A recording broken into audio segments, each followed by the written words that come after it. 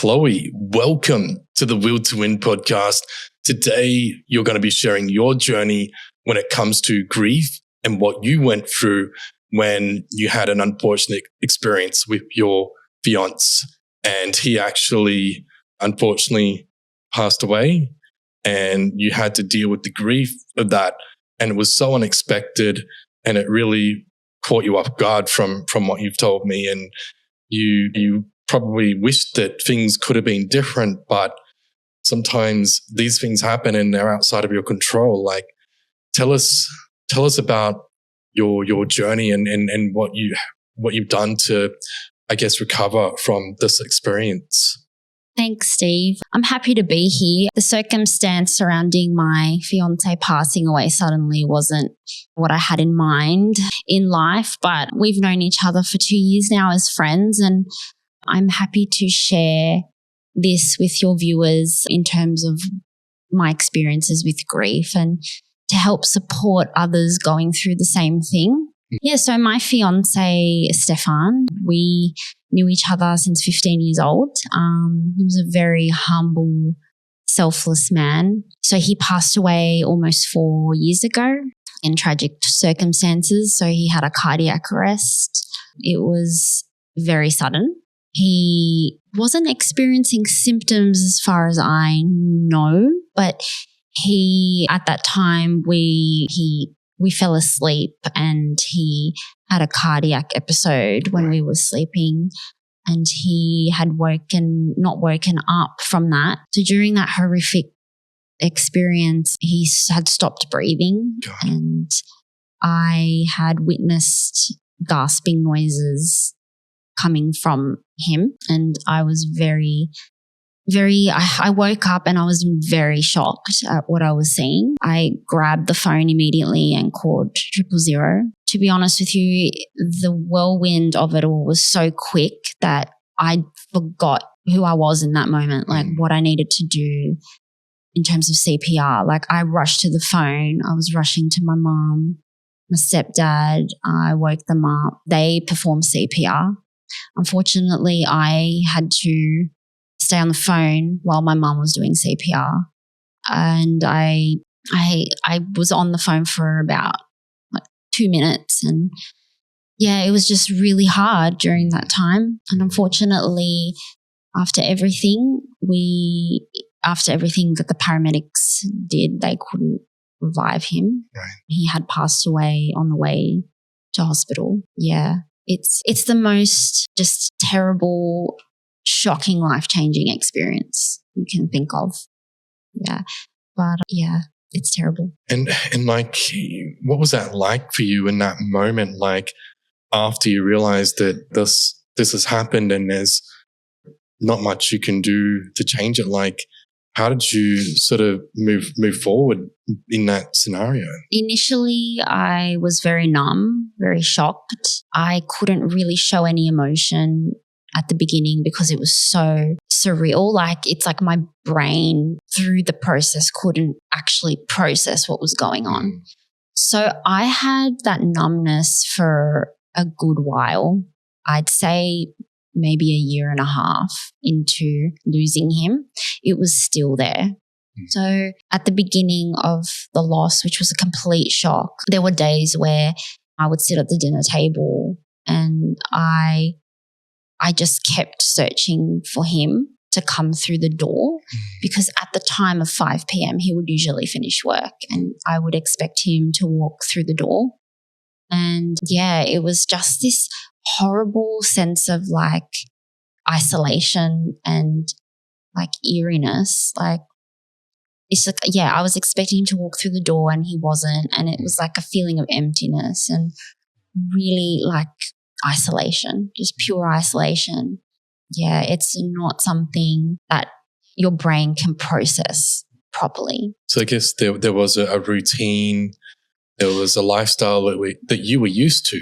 Absolutely. We would come home, eat dinner together after we both finished work, sit down, had our downtime, play games, watch movies, anything that normal couples do at the end of the day. And just after that, it was like I had to accept the reality that I was no longer partnered. So that is very hard to swallow. That's a hard pill to swallow at the end. Yeah. And so did you feel like disconnected? Like Absolutely. a part of you had been taken away from you? And how do I get connected again? How do I rebuild myself? Yeah, absolutely. I think for me, the biggest issue was relationships and confusion surrounding that. Because even though I had people around me like family support and good support from them, the social dynamics and relationships had changed. Like, I don't think people find grief very confronting and extremely daunting. They don't want to face their mortality as one. Like, you shouldn't think about mortality at a young age, especially when you're living life, building it, and something unexpected happens. Nobody wants to face that something bad could potentially happen because people at any age, they're just living life. And to have that happen unexpectedly forces you to change your social dynamics and friendships. So for me personally, I find that because the grief was so hard on other people, they couldn't grasp the sense of loss because I think them too were really terrified. They put themselves like through their experiences and my experiences, and they can't grasp if that were to happen to them. Like, yeah, so I think a lot of people had distanced themselves because of the fact that the grief is too close to home for them. And if that happened to their immediate family members, like, it would be devastating for them. So I think that the social dynamics have changed because people are scared. Yeah. And so now I'm trying to build my life. I have been for the past 2-3 years. I've been going to meetup groups. Meetup groups are a great social way to connect with others who have been through different things or just socializing. So I've been through the process of meetup groups, social gatherings, just to have a fresh start. So people can not even understand, but relate to the severity of it. And how have people responded to your story and you sharing this with them? Like, what's it been like? I think initially people are very, very disheartened, shocked, and really sad. I've had some people cry when they hear about my experience. I think for me, I want to share it because not only wasn't he important part of my life, it's also that I'm comfortable enough to tell them what a good person he was and how his death impacted me. And I'm at a spot where it's been 3 years, almost 4, and I can comfortably do that. Whereas at the beginning it was very difficult, but they are really shocked at first and they can't comprehend it. But then I think they grow to have empathy and sympathize with me as best as they can, which for me, it's not expected, but it's very nice to have people say it's okay and you're going to be okay. Yeah. And also want to know, like, do you at any point feel, or during that process, feel any anger or any confusion or anything like that? Yeah, so when his death occurred, I was very obviously it was sadness, but I think along the lines of like the years that go by and the months and years that go by, it turns into different emotions. So you experience like the 5 stages of grief, like bargaining, anger, depression, like you will feel all of that in various days, like that can change and fluctuate throughout the time. So one day I might wake up feeling angry about the injustice that I've had in my life towards everything. But then the day after I might wake up feeling joyful that he left me so like a good memory of his life and how short life is and how precious it is and how we need to live for ourselves. I think the biggest lesson he taught me was that he had a life and just to not worry about anything and just live it, because I think that's what he would want me to do. Yeah. So there was a lot of anger and comparison, but I've ended up accepting everything. It's still obviously not going to be 100% good every time or every day, but I do accept the circumstances. And it was at a point where I didn't, to where I am now, which is, yes, I have accepted it. And I have built great friendships along the way and supportive friendships. And that is what I need in my life right now. And so with some of the friendships that you've made over the last few years, like what has had the biggest impact on you? I think just the support, their ability to just have spontaneous outings. I love to go and see shows. I love to go out partying, having fun, do some activities like hiking and just great things that really tap into regulating your nervous system. And that's exactly what I need to regulate my nervous system, because grief can kind of destabilize that. So it can really go from being a nervous wreck to being really like happy one moment. It's really strange. Like it's a really full on emotions that you're feeling. It's very up and down. So I think for me, finding people who can get me to feel good about myself and to just experience life to the fullest. And for me, that regulates my system. And it's so important to have supportive people around. And I think for me, that's what I need. And it's happened, and I'm really happy for that because I feel like I'm gaining some purpose in life. And when you go through death, like from a loved one, you actually lose your purpose, you lose your meaning, you lose your sense of identity, which has definitely happened to me. So I've learned to, even though I've lost some purpose, lost the structure and planning of formality in my life, I've learned to build that through friendships in small ways. So I'm really grateful for that. Simplicity is really like the only thing that would get me by. Like the simple things matter to me now. And how about your identity? Like how was your identity reshaped? How did you remold yourself and rebuild who you are as a person? Yeah, that's such a good question, because like I was partnered and I suddenly went from we to I. And that is a very hard process to grasp, because you have a future, you have a plan, and you have a person who you love so much. And when that gets taken away, you really feel like a shell of yourself and you don't know who you are. You've got to rebuild yourself from the ground up.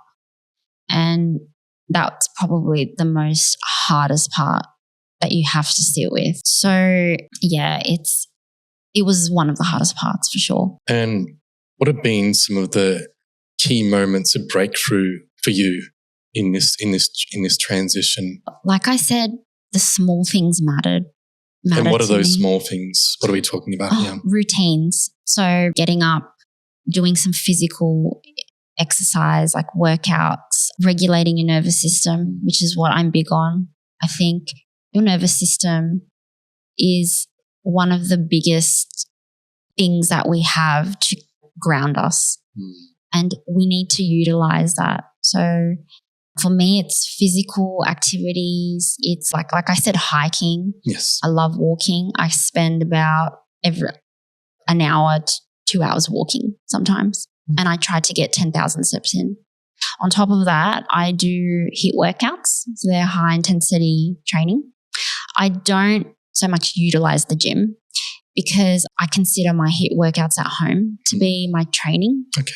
I do like to have my downtime, alone time to do those things. So when I can utilize that, I'll use it. But yeah, I think physical activity really gets your brain to just process and deal with it. Because if you think about it, your physical activity boosts serotonin and it hits your dopamine receptors in your brain. So you really need that. That's why they say physical activity is like one of the most helpful mental health tools that you can utilize. And on top of that, I do like my hobbies. Like I like gaming, I like movies. Those are things that dopamine hits as well. Yeah. But I think you need a balance. Like you also need to process your grief properly. So you need to sit and accept it. You need to cry. You need to journal, which is what I do sometimes. You need to think about good things that happened and the bad things too. I think what's really important about this journey is that acceptance is one thing, but also grieving and processing it is another thing. It's so important because if you don't do that, you're going to bury it. That's right. And there's nothing worse than choosing to live in denial and repress your feelings, especially in this kind of a situation where you are dealing with grief. And yeah, a lot of people do tend to do that. So I'm just wondering, like, what is your advice for anyone who is trying to bury that grief and deny its reality? Well, Steve, I've read studies, if you repress your grief, you end up having complicated grief and it turns into more dysregulation. Like we were saying, the emotional dysregulation. I think once you start suppressing those emotions, it can cause harm. So you might start searching for other ways to numb the pain and not process it. So it could be with substances. It could be with alcohol. It could be with gambling. It could be with other unhealthy dopamine hitting problems. So I think it's so important to find healthy emotional regulation exercises to help you. Meditation, all of that, like those are healthy. I don't think you should suppress your grief at all because it can turn into more like mental health issues like PTSD. Like everyone has that in a certain way when it comes to grief, especially sudden grief. It can turn into that. From what I've learned, the suppression can cause complicated grief and your inability to move forward. So I think it's really important that people regulate the nervous system. Yeah. Absolutely. And yes, by keeping the nervous system functioning efficiently and productively, it really is going to help people in those situations to progress and stabilize themselves and just be able to continue to move forward. Yeah. I also wanted to say that going through loss is obviously a massive identity shift for a person in any way. But I think my important message here is that we can either be a victim and stay in that victimized state because of what happened to us, or we can grow. So we've got two directions. That's what I say. We either choose a direction that's horrible for us and our path, or a better direction to actually move forward. And I think I could choose to be a victim. I can choose to stay a victim and blame everyone for the injustices of what has happened. But why would I do that? It's not healthy. No. It's really catastrophic to your sense of self already. So you just need to accept it and you need to move forward. And it comes with time and it comes with patience. But learning to live in a positive life is what I believe is supposed to happen. And like, what have been some steps that sort of you've taken to sort of be more positive, aside from the exercise and stuff like that?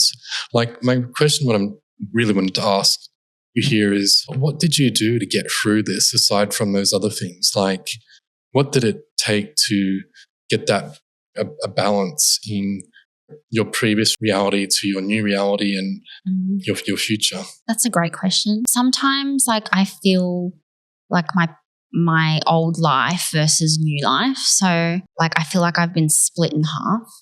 It's a very weird thing to describe to someone who doesn't really understand the process of grief, but it's like before Stefan and after Stefan.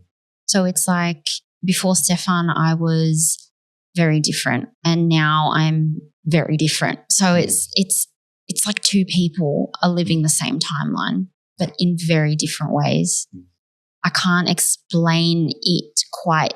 It's very bizarre to explain because it's a massive identity shift. But basically, I got through it with just support. So support and just also listening to other people go through grief has helped me. So listening to important people talk about their grief, like therapists and like important people that have been through it. I've learned a lot from them as well through YouTube. Like a lot of people have lost others and they're on podcasts talking, and I learn a lot about their willpower. And I guess the reality is, like, when something like that happens to someone, it's almost like you feel like you're the only one this has happened to. Yeah. But it's not, as you say, it's not the case. There's many people who have gone through similar experiences who are feeling the exact same kind of pain, frustration, and heartache that you're experiencing. Absolutely. There's so many people out there who've lost people to tragic circumstances. Like, I'm not even talking about a fiancé. I'm talking about family members and whole families. Like, the stories I've read and have heard about really, really ache me to my core. And I cry. It's so sad. And usually I can't cry like properly in front of people. My emotions are really, really like to myself in my own time. Even when I go to funerals, like I can't cry. It's just something that I can't do properly, or I just find a healthy way to do it outside of people. But in terms of that, that's my coping. That's how I cope. But in terms of other people's tragic stories, I feel for them. Yeah, I do. And I understand them. And some are more horrific than mine. And it's horrible. But I just say one day at a time, patience, love. Grief is love at the end. It just has nowhere to go. That's my motto. There's nowhere to go, but it's there, and we have to live around it. We have to work and live around it. Yeah. It will always be there though. And yeah, we all go through seasons in life, and whether it's a sudden passing of a friend, a family member, or someone that we're close to, it is, unfortunately, it is a part of life. And as we get older, there's going to be other situations where these types of things happen, maybe not suddenly, but people die. Yes. And we don't live forever. And then I wonder, like, is there a spiritual component to this?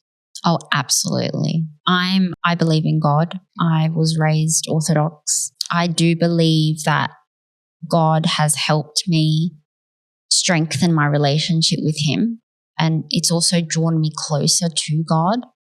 Not everyone believes in a higher power or a God or whatever anyone wants to say. I personally believe in Jesus Christ, the one who saved us all.